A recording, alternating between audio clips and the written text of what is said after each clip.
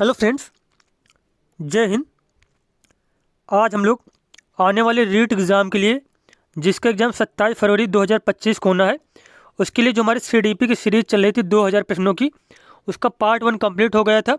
आज उसका पार्ट 2 हम लोग कंप्लीट करेंगे, जिसमें से हम लोग 30 मोस्ट इंपॉर्टेंट क्वेश्चन पढ़ेंगे जो आने वाले रीट एग्ज़ाम के लिए बेहद इंपॉर्टेंट है।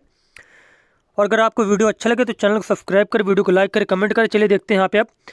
पहले वीडियो में हम लोग 30 क्वेश्चन कंप्लीट किए, तब यहाँ पे 31 नंबर हमारा है। मानसिक विकास का संबंध नहीं है शिक्षार्थी का वजन एवं ऊंचाई से, तर्क एवं निर्णय से, स्मृति का विकास से, या फिर अवबोध की क्षमता से। तो मानसिक विकास का संबंध नहीं यहाँ पे शिक्षार्थी का वजन एवं ऊंचाई से। वजन एवं ऊंचाई से जो है मानसिक विकास का कोई भी संबंध नहीं होता है। तो यहाँ पे पहला जो है 31 नंबर का ए वाला ऑप्शन बिल्कुल सही हो जाएगा। देखते हैं नेक्स्ट क्वेश्चन। अब अगला क्वेश्चन यहाँ पे दिया गया है, मनुष्य के शरीर में हड्डियों की संख्या कम से कम कब होती है?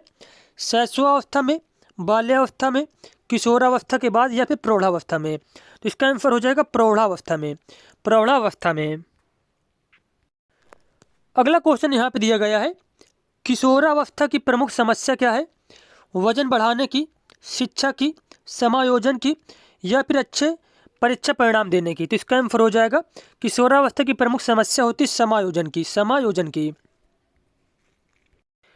नेक्स्ट क्वेश्चन यहाँ पे दिया गया है, किशोरावस्था बड़े संघर्ष, तूफान और विरोध की अवस्था है।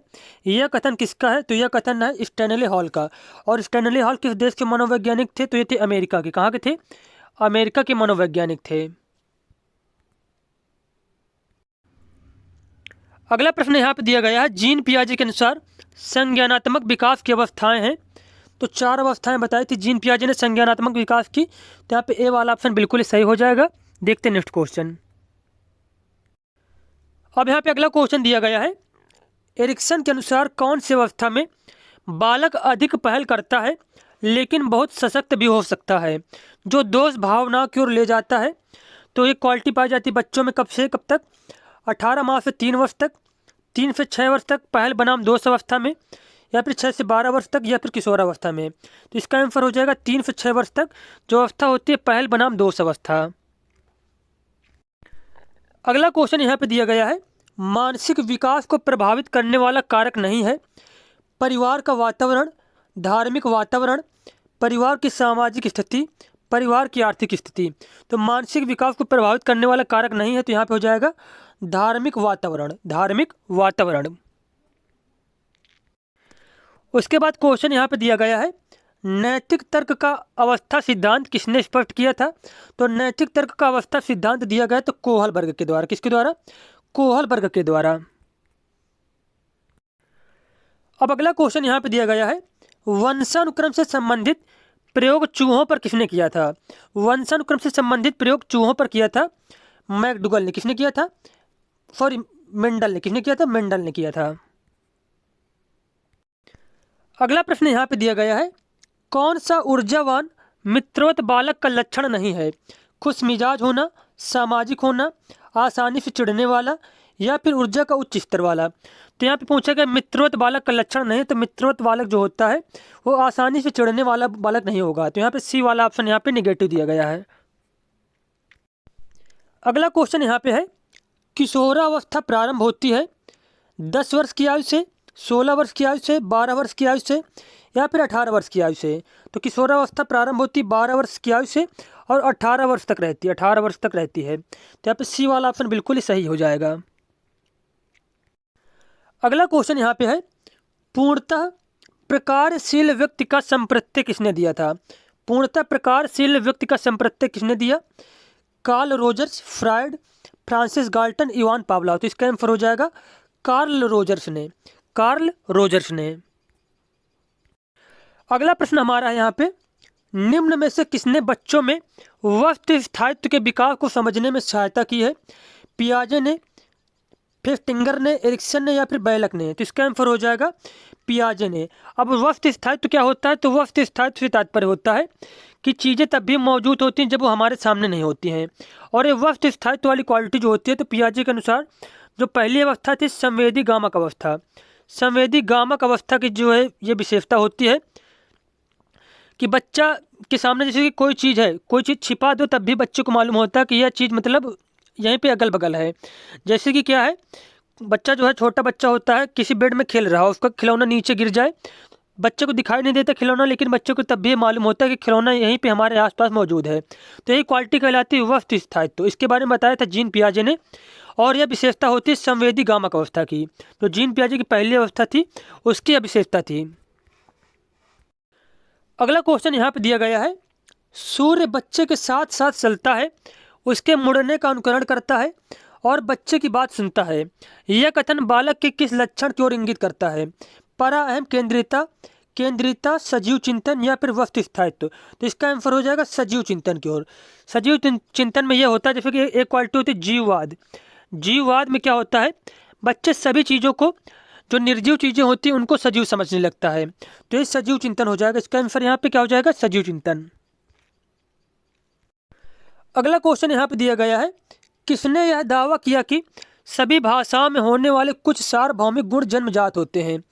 B.F. स्किनर ने, अल्बर्ट बंडूरा, नॉम चॉम्स्की या फिर E.C. टालमैन। तो इसका आंसर हो जाएगा नॉम चॉम्स्की ने, नॉम चॉम्स्की ने।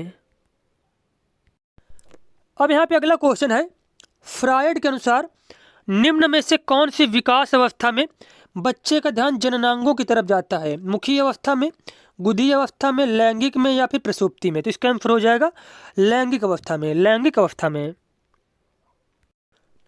अगला क्वेश्चन यहाँ पे दिया गया है, निम्न में से कौन सा बच्चों हेतु वैसलर बुद्धि मापने की एक निष्पादन मापनी है? अंक गणती, सादृश्यता या फिर समानता, शाब्दिक तर्क या फिर चित्रपूर्ति? तो वैसलर बुद्धि मापने की एक निष्पादन मापनी हो जाएगी यहाँ पे चित्रपूर्ति। क्या हो जाएगी? चित्रपूर्ति।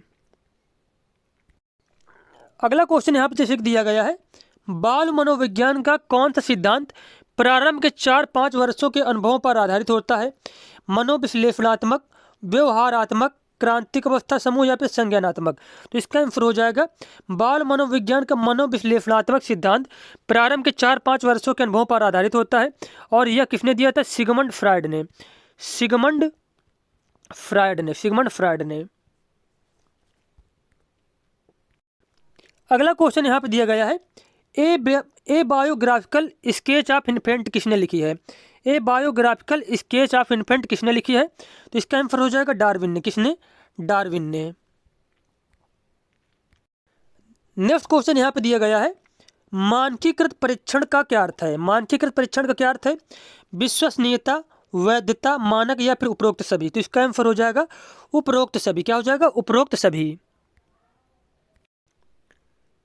अब यहाँ पे नेक्स्ट क्वेश्चन है, किस मनोवैज्ञानिक के अनुसार विकास एक सतत और धीमी प्रक्रिया है? कार्ल सैनिक, पियाजे, स्किनर या फिर हरलॉक? तो विकास एक सतत और धीमी प्रक्रिया है, किसके अनुसार? तो स्किनर के अनुसार। उसके बाद क्वेश्चन हमारा यहाँ पे है, व्यक्तित्व विकास की अवस्था है अधिगम एवं वृद्धि, व्यक्तित्व अध्ययन, उपचारात्मक अध्ययन या फिर इनमें से कोई नहीं? तो व्यक्तित्व विकास की अवस्था है अधिगम एवं वृद्धि, अधिगम एवं वृद्धि। नेक्स्ट क्वेश्चन यहाँ पे है, विकास में वृद्धि से क्या तात्पर्य है? ज्ञान में वृद्धि, संवेग में वृद्धि, वजन में वृद्धि, आकार, सोच, समझ, कौशलों में वृद्धि? तो विकास में वृद्धि से तात्पर्य होता है वजन में वृद्धि। क्या होता है? वजन में वृद्धि। जैसे कि वृद्धि में एक दो पॉइंट नोट कर लीजिए कि वृद्धि जो होती है मापनीय होती है, मापनीय होती है, साथ साथ में मात्रात्मक होती है। कैसी होती है? मात्रात्मक होती है। और जो वृद्धि होती है निश्चित आयु के बाद रुक जाती है, निश्चित आयु तक होती है, निश्चित आयु तक होती है। तो ये कुछ पॉइंट होते हैं वृद्धि के बारे में। तो वृद्धि का तात्पर्य है वजन में वृद्धि। उसके बाद क्वेश्चन है, तनाव और क्रोध की अवस्था है। तनाव और क्रोध की अवस्था होती है किशोरावस्था। कौन सी अवस्था? किशोरावस्था। अगला प्रश्न यहाँ पे है, बालक का विकास परिणाम है वंशानुक्रम का, वातावरण का, या फिर वंशानुक्रम व वातावरण की अंतःक्रिया का, या फिर आर्थिक कारकों का? तो बालक का विकास परिणाम होता है वंशानुक्रम व वातावरण की अंतःक्रिया का, वंशानुक्रम व वातावरण की अंतःक्रिया का। अगला प्रश्न यहाँ पे दिया गया है, शारीरिक विकास का क्षेत्र है स्नायुमंडल, स्मृति, अभिप्रेरणा या फिर समायोजन? तो शारीरिक विकास का क्षेत्र हो जाएगा स्नायुमंडल, स्नायुमंडल। अगला क्वेश्चन है यहाँ पे, श्याम पट्ट पर लिखते समय सबसे महत्वपूर्ण क्या है? अच्छी लिखावट, लेखन में स्पष्टता, बड़े अक्षरों में लिखना या फिर छोटे अक्षरों में लिखना। तो इसका आंसर हो जाएगा लेखन में स्पष्टता। लेखन में स्पष्टता। अगला क्वेश्चन यहाँ पे दिया गया है, शरीर के आकार में वृद्धि होती है क्योंकि शारीरिक और गत्यात्मक विकास की वजह से, संवेगात्मक विकास की वजह से, संज्ञानात्मक विकास की वजह से या फिर नैतिक विकास की वजह से। तो शरीर के आकार में वृद्धि होती है शारीरिक और गत्यात्मक विकास की वजह से। उसके बाद अगला क्वेश्चन हमारा है, पियाजे के संज्ञानात्मक विकास के अनुसार संवेदी क्रियात्मक अवस्था कौन सी होती है? तो संवेदी गामक जो अवस्था होती है, जिसको संवेदी क्रियात्मक या फिर इंद्रिय गामक कहा जाता है, तो इसकी एज होती है जन्म से 2 वर्ष।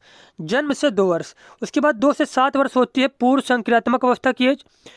पूर्व संक्रियात्मक अवस्था की एज होती है 2 से 7 वर्ष। 7 से 11 होती है मूर्त संक्रियात्मक अवस्था की एज और 11 से 16 वर्ष तक होती है अमूर्त संक्रियात्मक अवस्था की एज। अमूर्त संक्रियात्मक अवस्था की एज। तो ये पॉइंट आपको याद रखने हैं। उसके बाद हमारा लास्ट क्वेश्चन यहाँ पे है। यहाँ पे हमारा लास्ट क्वेश्चन है, निम्न में से कौन सा कथन सत्य है? लड़के अधिक बुद्धिमान होते हैं, लड़कियाँ अधिक बुद्धिमान होती हैं, बुद्धि का लिंग से संबंध नहीं है, सामान्यतः लड़के लड़कियों से अधिक बुद्धिमान होते हैं। तो इस क्वेश्चन का आंसर हो जाएगा कि बुद्धि का लिंग से संबंध नहीं होता है। तो यहाँ पे सी वाला विकल्प बिल्कुल सही हो जाएगा। तो हमारे पार्ट 2 के 30 क्वेश्चन कंप्लीट हो गए। मिलते हैं नेक्स्ट वीडियो में। धन्यवाद।